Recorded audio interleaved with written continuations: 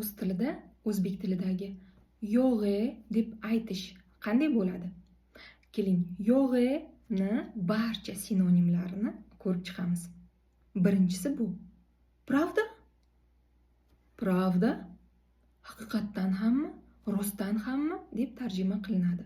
Faqat bu so'z emotsiya bilan, hayrat bilan aytiladi. Pravda? Ikkinchisi bu. Seryozno? Seryozno? Jiddiymi? Yo'g'e ma'nosida ishlatiladi. Va bu so'zimiz ham emotsiya bilan aytiladi. Seryozno? Uchinchisi. Вот это да! Вот это да! Yo'g'e ma'nosida. Не может быть.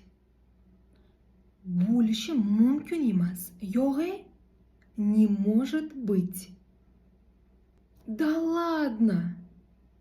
Да ладно. Yo'g'e. Да ну. Да ну. Yo'g'e ishonmayman ma'nosida. Да ты что? Да ты что? Да брось. Да брось. Разве? Разве? Что, правда? Yo'g'e ma'nosida. Такое возможно? Такое возможно? Sizchi?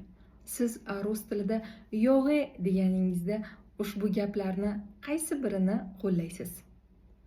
Agar siz rus tilini o'rganmoqchi bo'lsangiz, 15-oktyabr sanasida yangi kursim ochiladi.